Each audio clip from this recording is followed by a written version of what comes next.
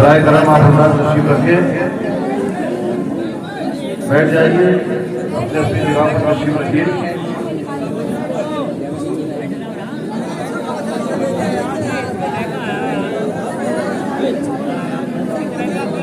फिर तरीका मखदूम गिरामी मरतबा हजरत सैयद नूरी मियां साहब साहला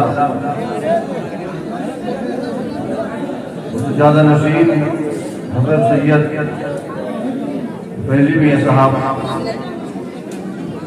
और इस खानका की दारुल की रूह रवा हजरत सैयद हुसैन मियां साहब और हजरत हसनैन मियां साहब हिम्मत और तशरीफ फरमा उलमाए अहले सुन्नत इस्लाम हजरत अल्लामा कारी मुहम्मद हुसैन साहब मुजद्दिद नूरानी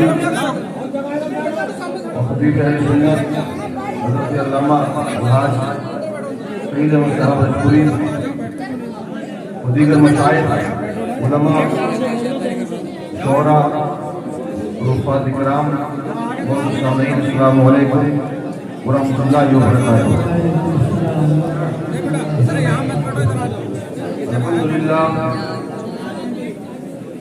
अल्हम्दुलिल्लाह नहमदुहु व नस्तईनुहु व नस्तगफिरुहु व नु'मिनु बिही व नतवक्कलु अलैहि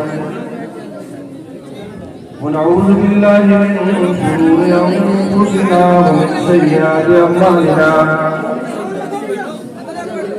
من يهده الله فلا مضل له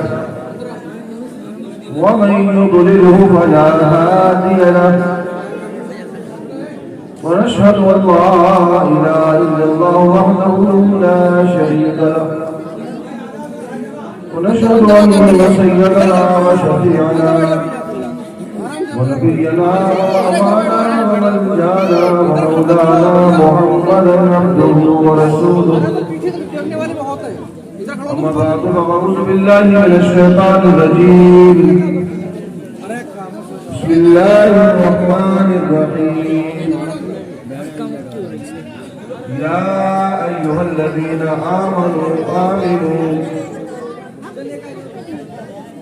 صدق الله العظيم وصدق رسوله النبي الكريم ونحن ونذلك من الشاهدين والشاكرين والحمد لله رب العالمين। दूध पाक पढ़े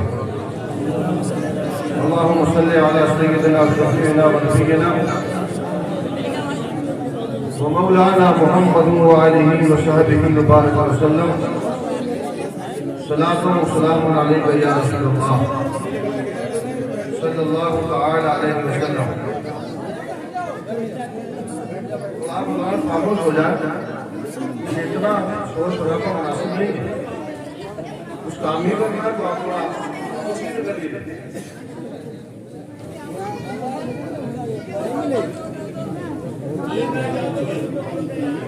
ज़बान से कह भी दिया ला इलाहा तो क्या हासिल, ज़बान से कह भी दिया ला इलाहा तो क्या हासिल, दिलो नजर जो मुसलमान नहीं तो कुछ भी नहीं।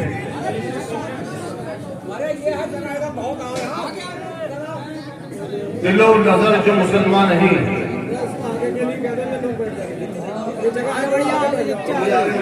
थोड़ा सा आगे बढ़ जाएगा लोग। अरे तो पीछे भी तो जगह है, तो पीछे वाले कमरे में तो जगह है,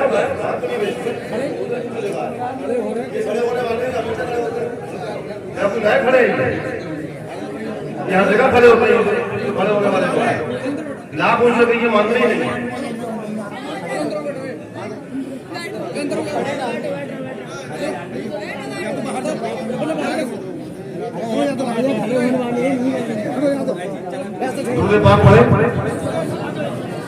अल्लाहुम्मा सल्लि अला सय्यिदिना व नबीना व नबीना मौलाना मुहम्मद व आलिहि व सहबिहि मुबारक वसल्लम।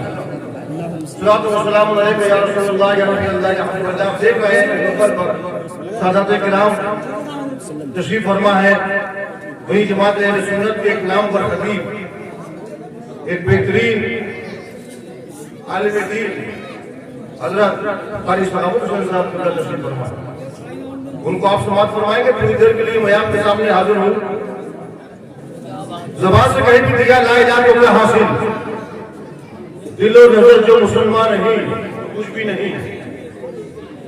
मैं तुझको बताता हूँ तब्दीले उम्र क्या है, मैं तुझको बताता हूँ तब्दीले उम्र क्या है।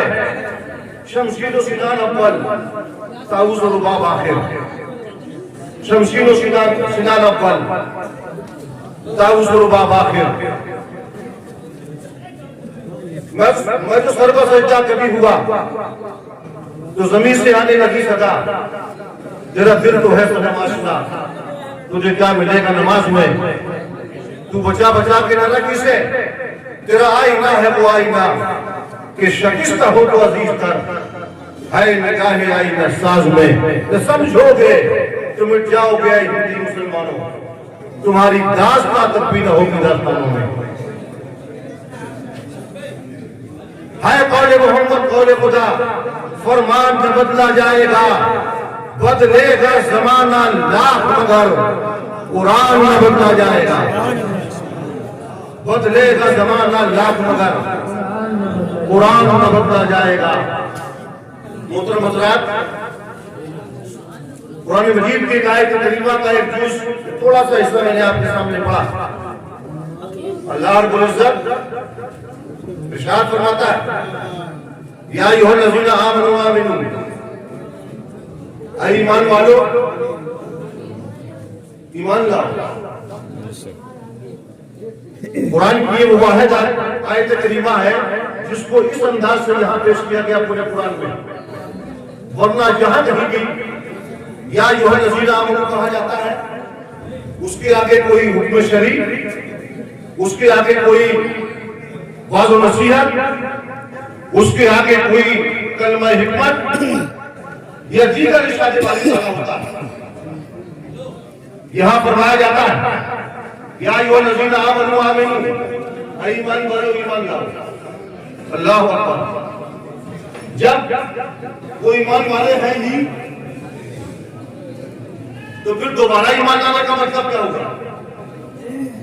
या अय्युहल्लज़ीना आमनू, वो लोग जो ईमान लाए, और ईमान का मतलब क्या होता है। ईमान के माना होते हैं ईमान लेना। ईमान दिल से तस्दीक का नाम है ईमान। अल्लाह एक है, हजरत मोहम्मद अल्लाह के रसूल है, कुरान अल्लाह की किताब है, कयामत हक है और दीगर जरूरियात दीन, इनको मानने का नाम है ईमान।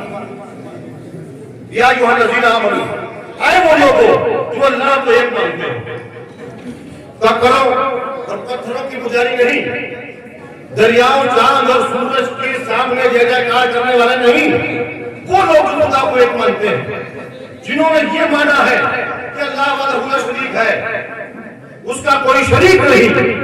आए वो लोग जो हज़रत मोहम्मद को खातमुन नबिय्यीन मानते हैं, जो उनको अल्लाह के रसूल मानते हैं, कुरान को अल्लाह की किताब मानते हैं। या अय्युहल्लज़ीना आमनू में वो दाखिल है।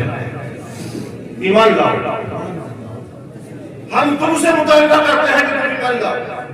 या अल्लाह जब तुझे हम मानते ही है तो फिर ईमान और किस चीज का नाम है। जब या अय्युहल्लज़ीना आमनू में हम दाखिल है तो दोबारा मुतालबा ईमान कैसे। तो उलमा आपको रहनुमाई फरमाएंगे कि ईमान में दाखिल है आप, लेकिन ईमान का इजहार करो। ईमान दिल से मानने का नाम है, अपने अमाल से भी जाहिर करो कि आप मुसलमान हो, अपने अफ़आल से भी जाहिर करो कि आप मोमिन हो, अपने अक़वाल से भी जाहिर करो कि आप मुसलमान हो। यानी अगर आप मुसलमान हैं, अगर आप मोमिन हैं, अगर आप अहले ईमान हैं, तो आपको ये जाहिर भी करना पड़ेगा कि हम अहले ईमान हैं। आपको दुनिया और ज़माने को दिखाना भी पड़ेगा कि हम मुसलमान हैं। आज हिंदुस्तान में सरकारी आंकड़े के मुताबिक 20 करोड़ और वैसे 25 करोड़ मुसलमान रहते हैं। करोड़ों मुसलमान हिंदुस्तान की धरती पर रहता है। वोट को अल्लाह को एक मानते हैं, किताब को, कुरान को अल्लाह की किताब मानते हैं, सरकार को खातमुन नबीयीन आखिरी पैगंबर मानते हैं, मां जा रही नबी की तस्दीक करते हैं। लेकिन क्या वो सब अपने आमाल से ये जाहिर करते हैं कि मुसलमान हैं? क्या वो अपने आमालों अफआल से ये जाहिर करते हैं कि मोमिन है? क्या वो सब ये सबूत देते हैं वक्त पर कि हम मुसलमान हैं?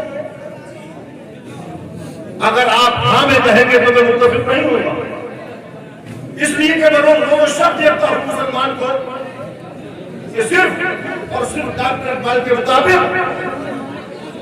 कि ज़बान से कह भी दिया ला इलाहा तो क्या हासिल, दिलो नजर जो मुसलमान नहीं तो कुछ भी नहीं है। लाख करके होकर मुसलमान है, लाख करके होकर मोमिन है, मगर जब मस्जिद के अज़ान पर नमाज पढ़ने न जाओगे तो मैं तुम्हारे सवा ईमान पर सवाल के निशान लगा दूंगा। लाख तुम कहो कि हम मोमिन है, मगर ज़कात की फर्जियत होते हुए अदायगी नहीं होगी तो तुम्हारे ईमान पर सवाल का निशान लगेगा। लाख अपने ईमान का दावा करते हो, मगर जरूरियात दीन के पर अमल करने का जब वक्त आएगा और तुम अमल न करोगे तो फिर तुम कटघरे में खड़े होगे और तुमसे पूछा जाएगा पहले अपने ईमान का सबूत दो, पहले अपने ईमान साबित करो कि तुम मुसलमान हो कि नहीं।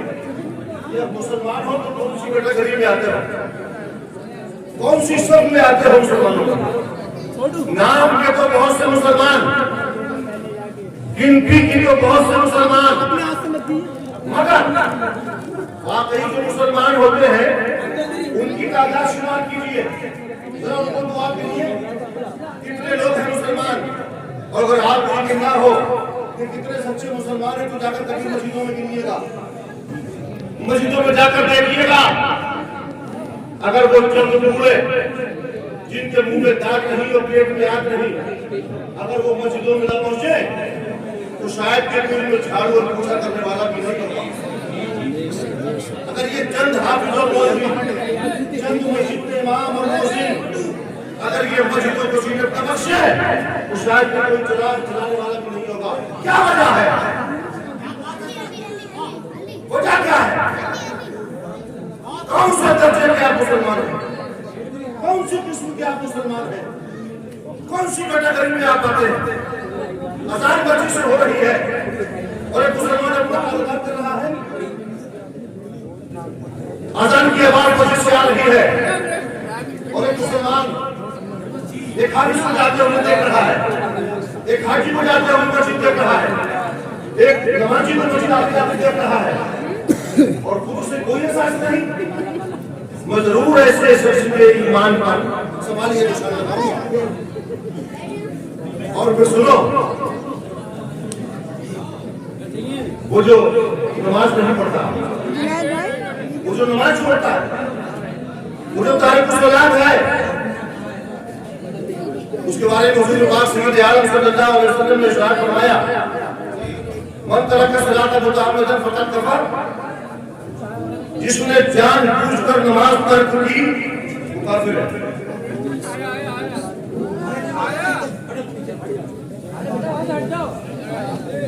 मन तरक सलात मुतअम्मिदन फक़द कफ़र, जिसने हमदन जानबूझकर नमाज छोड़ी एक वक्त की मुतअद्दिद औक़ात की तो बात ही बड़ी ऊंची होगी। एक वक्त की कोई नमाज जानबूझकर छोड़े तो हदीस पाक में तो यही अल्फाज है, मन तरक सलाता मुतअम्मिदन फक़द कफ़र जिहाद, जिसने जानबूझकर नमाज छोड़ी तो उसने कुल्ला काफिर हो गया। अब इसके माना क्या है और हदीस में, इस हदीस पाक में जो इतनी सख्ती के साथ बयान फरमाया गया है, इसका मफहूम और मकसद मंशा क्या है? हमने हुक्म फतावा रज़विया शरीफ का इमाम अहले सुन्नत सय्यदी सरकार आला हज़रत ने इसका मफहूम समझाया। आपसे सवाल हुआ, हुजूर ये हदीस से बात है। हेलो हुजूर फरमाते हैं इसका सही मफहूम वाज़ेह फरमाए।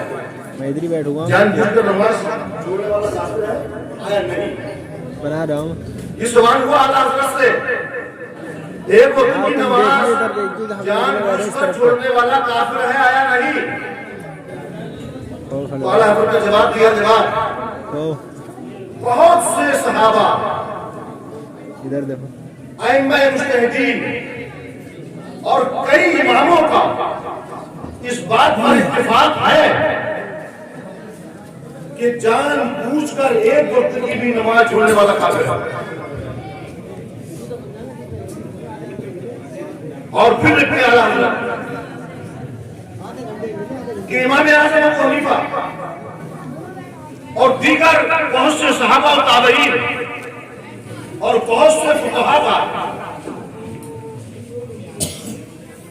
यह मौक़िफ़ है कि जानबूझकर नमाज छोड़ने वाला फासिक़ मोमिन है, मुस्तहिक़ अज़ाब नार है और उसको लंबी मुद्दत तक जेल खाने की कोठरी में रखा जाए। अलबत्ता उसका पुख्ता कौल इमाम आज़म और दीगर अइम्मा ने नहीं फरमाया, लेकिन आला हज़रत फरमाते हैं, लेकिन इस पर सबका इत्तेफाक है कि नमाज को हल्का जानकर छोड़ना ये यकीनन सत्य नतीजा। नमाज को हल्का जानकर एक वक्त की भी छोड़ देने से मुसलमान दार इस्लाम से खारिज। अब सवाल ये पैदा होता है, कि नमाज को हल्का और भारी कर समझा जाता है। हम कुछ चीजें बहुत हल्के में लेते हैं, कुछ चीजें बहुत अहमियत वाली हमारे सामने होती है। जैसे लोग चाय पिला रहे हैं, इनके सामने बड़े हल्के में ये प्रोग्राम, कोई अहमियत नहीं, कोई बोलता है इनको लगातार बोलना ही है। जो लोग उधर बातचीत कर रहे हैं बड़े हल्के में ले रहे हैं, हालांकि मैं अपने बाप की बात नहीं, रसूल पाक की हदीस सुना रहा हूं, पैगाम सुना रहा हूं। और हुजूर के पैगाम के सामने तो एक मुसलमान ऐसा खामोश हो जाता है, सहाबा ऐसे खामोश हो जाते थे जैसे कि उनके सरों पर परिंदे बैठे कि अगर जरा सा भी बात थोड़ा बहुत हिले तो ऐसा ना हो परिंदा सर पे से उड़ जाए। तो ये उसी नबी की मैं हदीस आपको सुना रहा हूं और इंतहाई जरूरी मसला मैं आपको बता रहा हूं।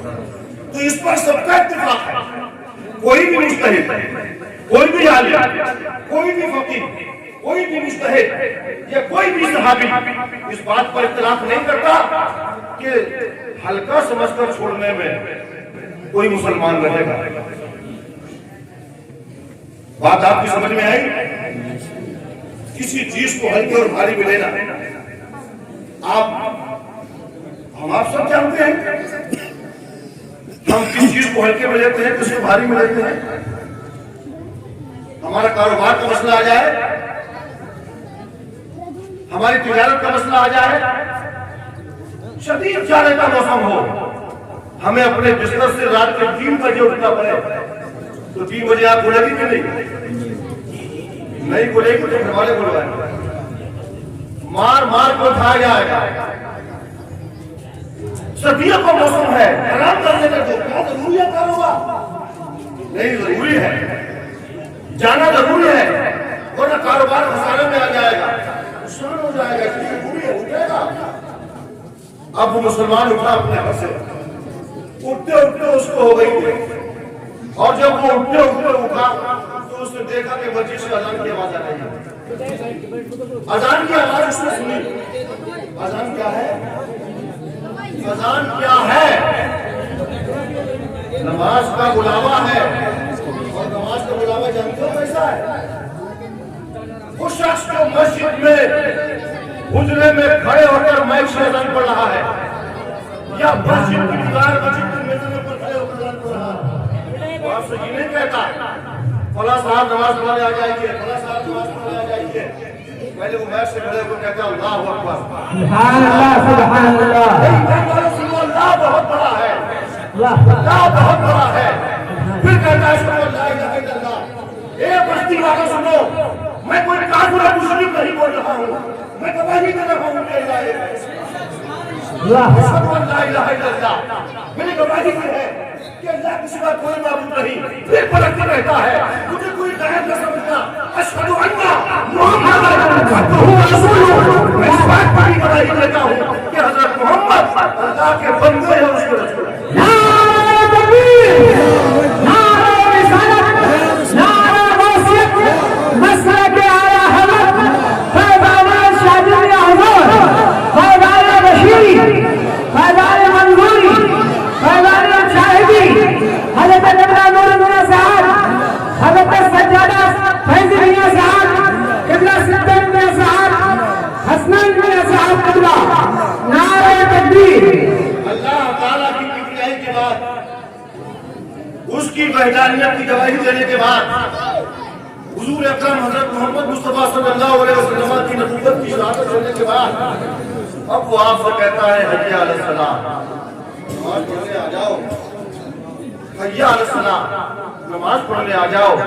हय्या अलल फलाह, हय्या अलल फलाह, कामयाबी की तरफ आ जाओ, कामयाबी की तरफ आ जाओ। और फिर अल्लाह की किबरियाई की नारेबाजी करता है अल्लाह ला इलाहा इल्लल्लाह। अब ये उठा है, इसने मस्जिद से आवाज तो सुनी है, अजान की आवाज उसके कानों तक आई है, मगर जल्दी से बोल के बिस्तर बांधता है, जेब में पैसे रखता है और उसके बाद किसी बस का, किसी टैक्सी का, किसी मैक्स का, किसी जीप का इंतजार करता है और उस पर बैठ कर चले जाता है अपने काम करने के लिए। अजान हुई, खत्म हो गई, नमाज का वक्त आया, चला गया, जमात का वक्त हुआ, खत्म हुआ, सूरज निकल आया। मैं ईमान से आपसे पूछता हूँ, उस मुसलमान ने नमाज को हल्के में लिया या नहीं? बताओ यार, उसने नमाज को हल्के में लिया या नहीं? अगर नमाज की मोहब्बत उसके दिल में होती और वो सच्चा मुसलमान होता तो जहाँ उसने अपना मुंह धोया था, जहाँ उसने अपने हाथ धोए थे, जहाँ उसने अपना पांव धोया था, थोड़ा सा पानी सर के ऊपर भी डाल देता, मसा कर लेता और 2 रकात नमाज भी पढ़ के अपने घर से चला जाता, उसका कारोबार भी होता और इस्लाम की मान मर्यादा भी बाकी रह जाती। अपने घर से निकला है, मस्जिद को पीट देके निकला है, इस्लाम को पीट देके निकला है। ये रहमान के साए में नहीं, बल्कि ये शैतान के साए में। और इस तरह की बहुत सी मिसालें, ये एग्जाम्पल मैंने आपके सामने दिया। मैं देखता हूँ बहेली में उन लोगों को जो रिक्शा चलाते हैं, नमाज पढ़ते हैं, जानता हूँ ऐसे मजदूरों को जो मजदूरियाँ करते हैं, उनकी नमाजें कज़ा नहीं होती। मैं जानता हूँ ऐसे डॉक्टरों को जो डॉक्टरी करते हैं, नमाजें कज़ा नहीं होती। मैं जानता हूँ ऐसे लोगों को जो बड़े मजदूर है, बिजनेस करते हैं, मगर उनकी नमाजें नहीं छूटती। कभी इत्तेफाक से कोई नमाज उनकी छूट जाएगी और बात, मगर वो नमाजों के पाबंद है, नमाजें पढ़ते हैं। जब आम लोग नमाज पढ़ते हैं, एक टुक वाला, एक रिक्शे वाला नमाज पढ़ सकता है, तो क्या दूसरा नहीं पढ़ सकता? एक डॉक्टर पढ़ सकता है, दूसरा नहीं पढ़ सकता? बिल्कुल बेशक पढ़ सकता है, मगर इस कौम के कान पर चूर लिखने के लिए तैयार नहीं है। अगर तुम समझने के लिए तैयार नहीं हो तो उसके पास सल्लल्लाहु अलैहि वसल्लम की वो हदीस अपने सामने रखो और आला हज़रत का इरशाद अपने सामने रखो, जिसने नमाज को हल्का जाना तो वो सबके नजदीक काफिर है। अब घर जाकर अपने ईमान की घर लो, ये हम नमाज को कैसा समझते हैं? अगर नमाजें छूटी है, अगर नमाजें याद भी गई है तो आप तौबा भी करें। कज़ा नमाज, लोग पूछते हैं कज़ा नमाज क्या है? कज़ा नमाज तो इत्तेफाकी बात है, कभी कज़ा हो जाए। कज़ा कहते हैं किसको? एक मुसलमान के लिए इसका सवाल ही नहीं पैदा होना चाहिए। कज़ा के मसाइल हालांकि बहुत है, लेकिन एक मुसलमान और नमाज में पढ़े, मुसलमान और तारीखी नमाज में तसव्वुर ही नहीं हो सकता।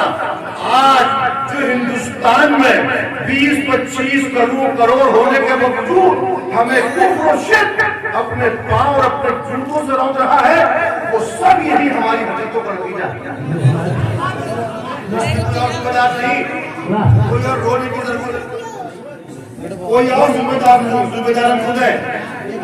फिटते रहो, कब तक गवारा है ये करना, कब तक गवारा है ये दूसरों के सामने झुकना?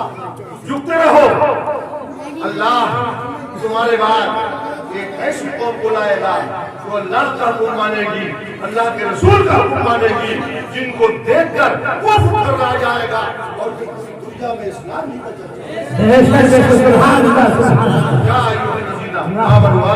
हजरत तशरीफ फरमा है।